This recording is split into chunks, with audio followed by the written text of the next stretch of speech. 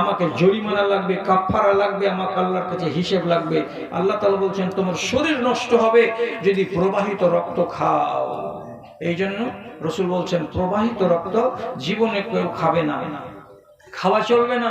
অথচ আজকালকার আমাদের দেশে মুসলমান যারা কসাই আছে তারা চোখের আড়ালে জবে করার টাইমে গামলা ভর্তি করে রক্তটাকে ধরে নিচ্ছে, আর মাংস যখন রেজি করা হয়ে যাচ্ছে, মাংসে তো রং ভালো দেখাচ্ছে না, তখন শেষের বেলায় গামলাটাকে ঢেলে দিয়ে সম্পূর্ণ রক্তগুলোকে মাংসতে মাখিয়ে মুখিয়ে দিয়ে নেড়ে আর ঘেটে একাকার করে দেওয়ার পরে দেখা যাচ্ছে টক টক টক টক করছে মাংস। আপনি দেখবেন, দেখার পরে কি করে দিছিস, হ্যাঁ দিয়ে দিলে 220 টাকা করে। মাংস তো ছিল 240 টাকা, কিন্তু দিয়ে দিলাম 220 টাকা করে। বাড়ি গিয়ে ধুয়ে টুয়ে যদি খেয়ে দেখছেন তো মাংসকে ছিঁড়বেন কি দিয়ে? আগা দিকে খুঁচি পুঁজা থাকে, মাংসকে গাঁথেন খুঁচিতে, দাঁত দিয়ে টানেন তাহলে ছিঁড়বে, তাছাড়া ছিঁড়বে না। রং কেমন ছিল? তো লাল টকটকে ছিল। কে করেছিল? তো কসাই করেছিল। কি দিয়ে করেছিল? তো প্রবাহিত রক্ত দিয়ে করেছিল। এটা কি হালাল? এটা হালাল নয়। আপনাকে খেতে বারণ করা হলো কেন? তো এই জন্য মদ খেতে আপনাকে হারাম করা হয়েছে, আপনি মদ খেতে পাবেন না। আপনি বলবেন যে আল্লাহ সবই হালাল করলে, তো এই মদটাতে কি ছিল যে তুমি হারাম করলে? কোরআন বলছেন ফিহিমা ইসমুন কাবীরুন ওয়া মানাফিউন লিন-নাসি ওয়া ইসমুহুমা আকবারু মিন নাফইহিমা। যদি তোমরা কি করো, মদ খাও আর জুয়া খেলো, তো জুয়া খেলে যেটা কামাই হবে আর মদ খেতে গেলে যা হবে তোমার শরীরে, নিশ্চয়ই এতে লাভ আছে, কিন্তু এতে লোকসানও আছে। আল্লাহ তাআলা পরিষ্কার করে বলছেন লাভের চাইতে লোকসান বেশি আছে। যদি লোকসান বেশি থাকে তো যাবে কেন রে বান্দা? আল্লাহ তাআলা বলছেন যদি এরকম করে মদ বেশি দিন খাও, তোমার লিভারটা নষ্ট হয়ে যাবে। লিভার যদি নষ্ট হয়ে যায় তোমার শরীর ভেঙে যাবে, আর শরীর যদি ভেঙে যায় তো তাড়াতাড়ি তোমার মরণ চলে আসবে। নিজে থেকে শরীরটাকে হ্যাংলা জংলা করতে দিও না। এই জন্য রব্বুল আলামিন এবং তার নবী পরিষ্কার ভাষায় মদকে হারাম করে দিয়েছেন, এবং মদের সাথে সাথে নেশা জাতীয় দ্রব্যকে সব হারাম করে দিয়েছেন। তামাক কেন হারাম? কত বড় ক্ষতি করে, যে বিশাল বড় ক্ষতি করে। হাজার হাজার মানুষের ঠোঁটে ক্যান্সার হয়, হাজার হাজার মানুষের মাড়িতে ক্যান্সার হয়। তিরঙ্গা কেন হারাম? তো হাজার হাজার মানুষের তিরঙ্গা খেতে গেলে ললিতে ঘা হয়, আবার ওই ঘা গুলো বড় বড় ঘা হয়ে শেষে ক্যান্সার হয়ে যায়। এই জন্য তাদের প্যাকেটে গায়ে লেখা আছে, তামাকের গায়ে এবং মধুর গায়ে অন্যান্য সব জিনিসের প্যাকেটে লেখা আছে ঠকঠকে করে একটা ঘাটা দেখানো হচ্ছে, আর তার নিচে লেখা আছে এটা সেবন করা হলো ক্যান্সারের কারণ। এটা যদি বেশি বেশি করে খাও তো ক্যান্সার হতে পারে। তারপরেও হাজার হাজার মানুষ তাকে সেবন করে, ক্যান্সার বলে কোনো মানুষ ভয় করে না। তাহলে আল্লাহ কেন মানা করলেন এগুলো? শরীরটা যেন নষ্ট না হয়। আপনি বুঝুন, আপনাকে বুঝাবার কথা বলতে এসেছি। এক এক জায়গায় আমাকে এক এক রকমের বয়ান রাখতে হয়। আমি একটাই বয়ান সব জায়গাতে রাখবো, তাহলে তো এটা ঠিকঠাক হলো না। এই জন্য এখানে আপনাকে এই বিষয়ের উপরে জ্ঞান দিচ্ছি। ভাইরা যতটি লোক এখানে বসে আছেন বলেন তো, আল্লাহ তাআলা সবারই উপরে রোজাকে রাখলেন, আর কোন মেয়ে ছেলের পেটে যদি বাচ্চা থাকে তো তাহলে ওই মেয়ে ছেলেকে আল্লাহর নবী বলছেন তুমি এখন রোজা রাখিও না, পরে রোজা রাখিও। আরেকটা মেয়ে ছেলে ওর কোলে 3 মাসের বাচ্চা আছে, এই মেয়ে ছেলেটিকে আল্লাহ তাআলা বলছেন, তার নবী বলছেন তুমি এখন রোজা রাখিও না, তুমি পরে রোজা রাখিও। কেন? একটা ছেলেকে দুধ খাওয়াতে পারছে তো রোজাটা করতে পারবে না? ও নিজের দুনিয়াতে চলে ফিরে সবকিছু করে বেড়াতে পারছে, তো পেটে বাচ্চা আছে তার জন্য রোজা রাখতে পারবে না? কেন? কিসের জন্য আল্লাহ তাআলা এগুলো নিষেধ করলেন? একটি মাত্র কারণ হচ্ছে এই, তোমার স্বাস্থ্যকে তুমি বরবাদ করতে পাবে না, আর আমি আল্লাহ এমন কোন বিধি তোমাকে দেব না যাতে করে তোমার স্বাস্থ্যটা নষ্ট হয়ে যায়। তো তুমি যে একটা মেয়ে ছেলে, তোমার কোলে যে দুধের বাচ্চা আছে, দুধের শিশুটা তো সারাদিনে তোমার স্তনকে চুষে চুষে চুষে চুষে 1 কিলোগ্রাম যদি তোমার শরীরে দুধকে বের করে দেয়, তো তুমি তো এমনি ঝাঁঝরা হয়ে গেলে। আর তার উপরে তুমি যদি রোজা করো তো চোখের সরিষার ফুল ফুটবে, তুমি চলতে পারবে না। আর তোমার বাচ্চাটা না খেয়ে মরবে, অতএব বাচ্চাও দুর্বল হয়ে যাবে, আর রোজা করার ফলে তুমিও দুর্বল হয়ে যাবে, তোমার শরীরটা ভেঙে যাবে, এই শরীর গড়তে টাইম লেগে যাবে। আমি আল্লাহ তোমাকে যে নিয়ামতটা দিয়েছি সে নিয়ামত যেন নষ্ট না হয়, তাই আমি আল্লাহ ব্যবস্থা করলাম নিজে থেকে, এই তুমি রোজা রাখবে না, পরে রোজা রাখিও। ছেলে যখন দুধ ছেড়ে দেবে মা তখন রোজা রাখবে। পেটের বাচ্চা যেদিন ভূমিষ্ঠ হয়ে যাবে তখন ইচ্ছা করলে মেয়েটি ভালো দিন আসবে, তখন সে রোজা কাজা করবে। আল্লাহকে পাওয়ার দিয়ে দিচ্ছেন। কিন্তু রাসূলুল্লাহ কি বলছেন? নিয়ামাতানে মাগবুনুন ফিহিমা, দুনিয়াতে বেশিরভাগ মানুষ দুটো আমার নিয়ামতকে পেয়েছে, আল্লাহর নিয়ামতকে পেয়েছে, আর পাওয়ার পরে তারা গাফেল হয়ে ঘুরে বেড়াচ্ছে। তারা কোনো সময় নিয়ামত দুটোকে চিনতে চায় না। এক নম্বর নিয়ামতের নাম কি? as-সিহহাতু। দুই নম্বর হলো আল ফারাগ। সিহহাত মানে কি? সুস্বাস্থ্য, এটা আল্লাহর নিয়ামত। এবং ফারাগ মানে কি? এখন আমি খুশহাল আছি, আমার কোনো ব্যস্ততা নাই, আমি এখন সচ্ছল আছি, আমি ফ্রি আছি, আমি মুক্ত আছি। আর একদিন এমন হয়ে যেতে পারে আমি ফ্রি হয়ে থাকবো না, আমি লাগাম লাগা হয়ে যাব, আমি কয়েদে বাঁধা পড়ে যাব, আমার শরীরে জিঞ্জির লেগে যাবে। তো মানুষ নিজের স্বাস্থ্যকে নিয়ে বেখেয়াল হয়ে আছে, স্বাস্থ্যকে নিয়ে ভাবে না। আর কাকে নিয়ে? এই যে ফুরসাত সময় আছে, ফুরসাত সময়টাকে কাজে লাগাই না, বেখেয়াল হয়ে ডুবে আছে। বান্দারে মনে রেখো, এই সুস্বাস্থ্য তোমার চিরদিন থাকবে না, আর তোমার হাতে যতগুলো ফুরসাত আছে এই ফুরসাতগুলো চিরদিন থাকবে না। একদিন তুমি শুধু হাই হাই হাই হাই করবে। যেমন আজকে নামাজ পড়নি, বসে আছে কিসের আশায়? বয়স হবে তার আশায়। এখন তো ফুরসাত ছিল, ফুরসাত ছিল, কিন্তু ফুরসাতকে কাজে লাগালে না। সেদিন তখন তুমি কি বলবে? শরীর আজকে চলে না, জাড়ি উঠতে পারি না, উজু করতে পারি না, মাথা টন টন করছে, পায়ে হাঁটুতে বল পাই না, কিন কিন কিন কিন করছে, বসতে পারি না, সাজদা দিতে পারি না। তখন আপনি তাকাবেন কোন দিকে? তো অতীতের দিকে। যখন আমার শরীর ভালো ছিল তখন তো আমার হাতে ফুরসাত ছিল, হে, তখন ফুরসাতকে কাজে লাগাইনি। আর আজকে আমি ফুরসাত খুঁজে বেড়াচ্ছি, কখন পাবো, কখন পাবো, কেমন করে করবো, কেমন করে পাবো। আর স্বাস্থ্যকে নিয়ে আপনি বেখেয়াল থাকছেন। আল্লাহ রাব্বুল আলামিনের নবী বলছেন, স্বাস্থ্যকে নিয়ে বেকদরি করিও না, স্বাস্থ্যের কদর করতে শিখো। চারিজন চারি রত্ন, চারিজন চারি রত্ন পারে না চিনিতে, কিন্তু চারিজন পারে দ্বিধা নাই তাতে। যুবক যুবতীগণ চিনে না যৌবন, বৃদ্ধ বৃদ্ধা চিনিয়াছে যৌবন কি ধন। সুখ কি পদার্থ সুখী পারে না চিনিতে, সুখ কি পদার্থ সুখী পারে না চিনিতে, দুঃখীকে জিজ্ঞাসা তিনি পারিবেন বলিতে। আরামে যে থাকে সে চিনে না আরাম, আরামে যে থাকে সে চিনে না আরাম, অবশ্য চিনেছে রুগী কি রত্ন আরাম। সুখে আছেন বুঝতে পারেন না, হসপিটালের বেডে একবার দেখেন না পড়ে।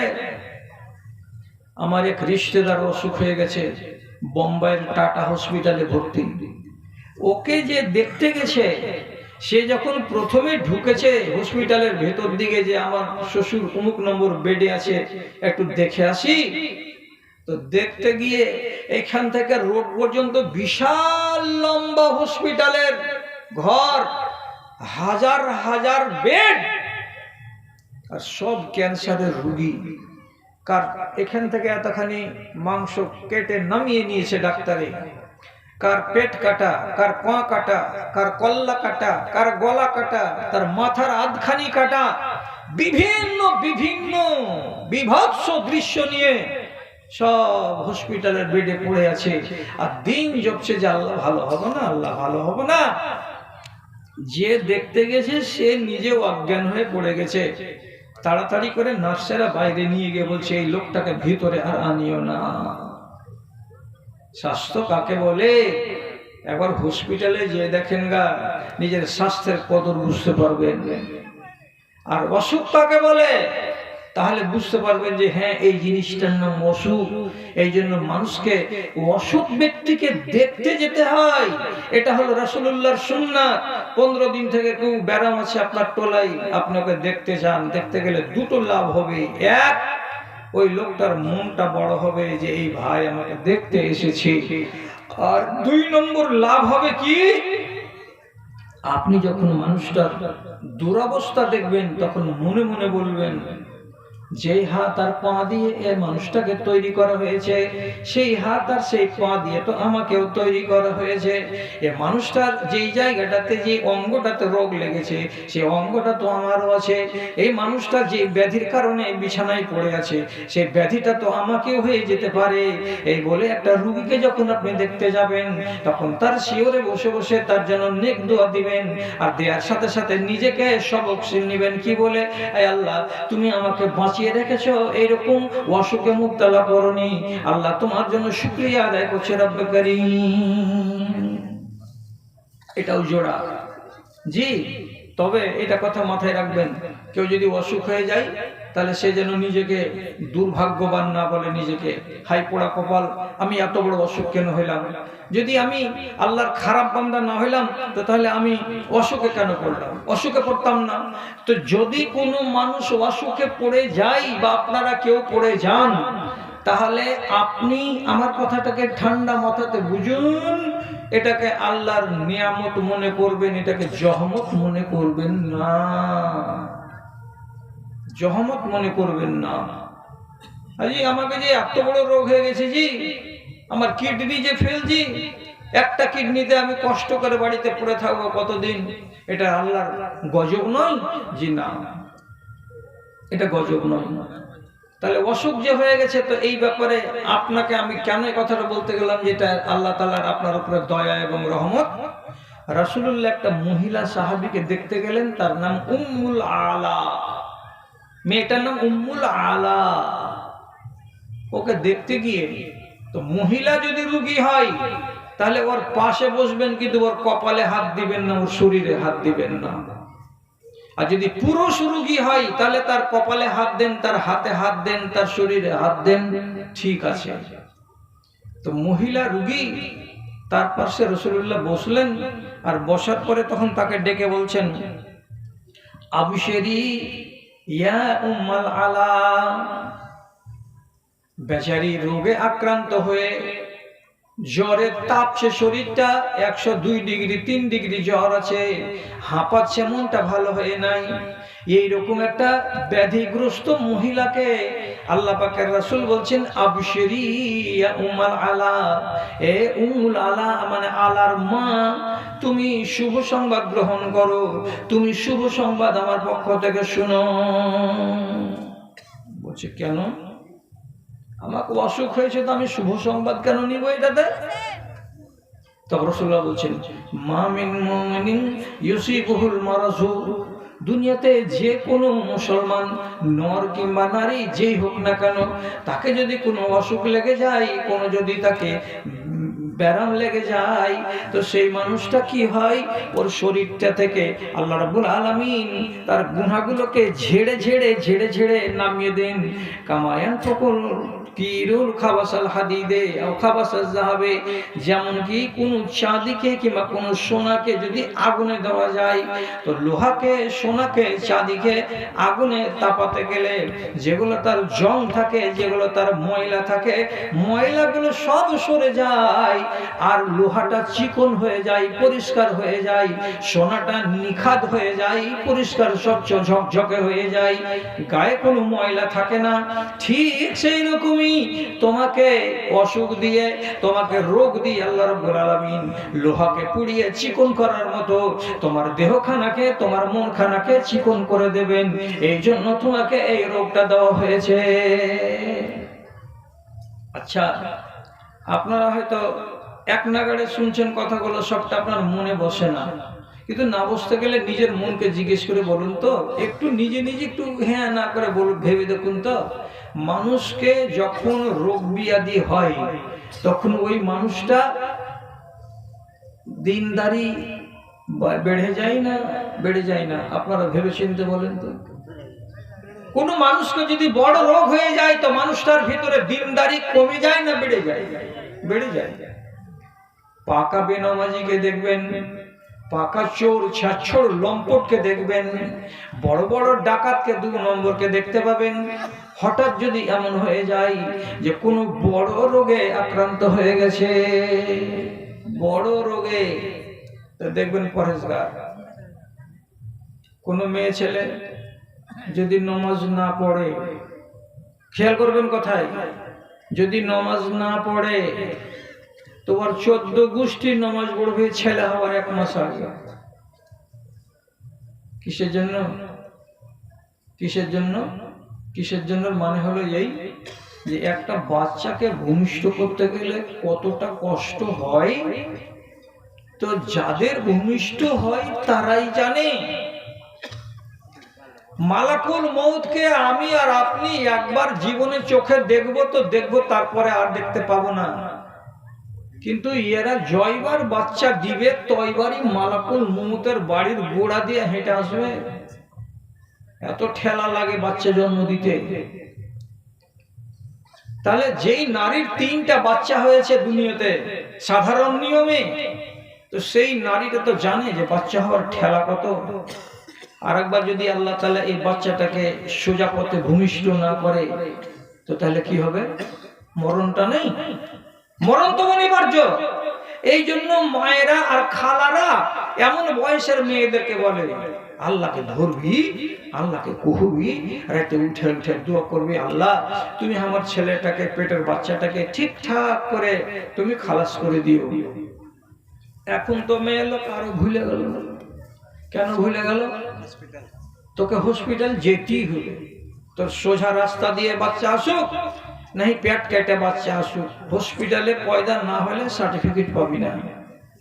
তখন ইয়ারা বুঝে নিয়েছে মনে মনে কি আর ওগুলো করে কি হবে, হসপিটালে যেতে হবে, হয় পেট কেটে হবে, নাহি পেট থেকে যেমন হয় তেমন হয়ে হবে।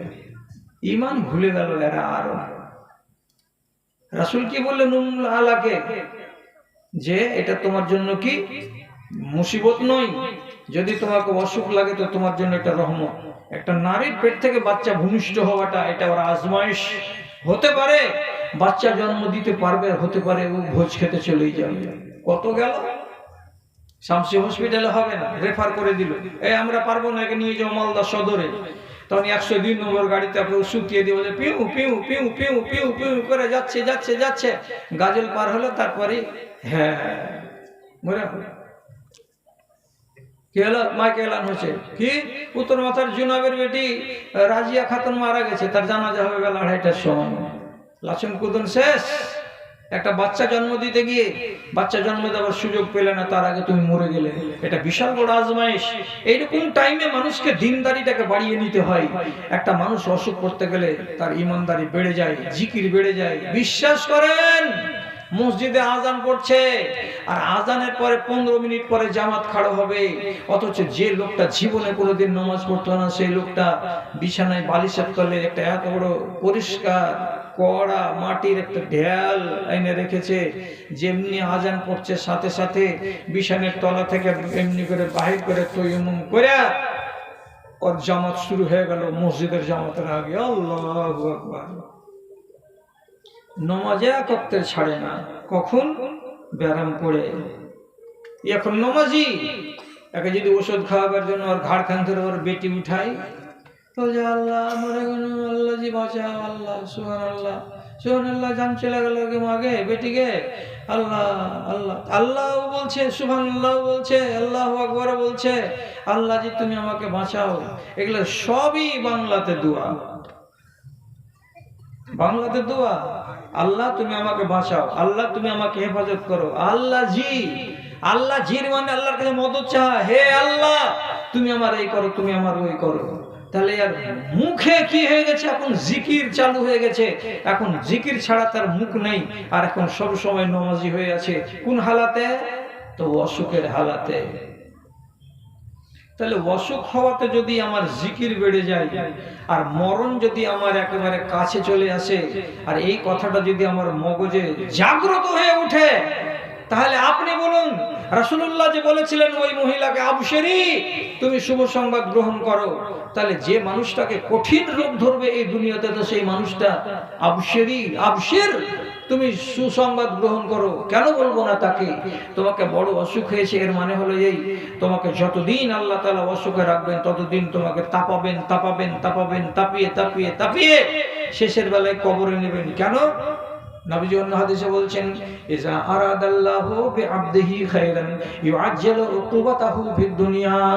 যখন আল্লাহ রাব্বুল আলামিন কোন বান্দাকে তাকে পরিষ্কার করে তার গাটাকে সাফ সুতরা করে কবরে নিবেন, এটা আল্লাহর মনে হয়, তখন আল্লাহ তাআলা করেন কি, সেই বান্দার গুনাহগুলোকে ঝরিয়ে দেওয়ার ব্যবস্থা করেন।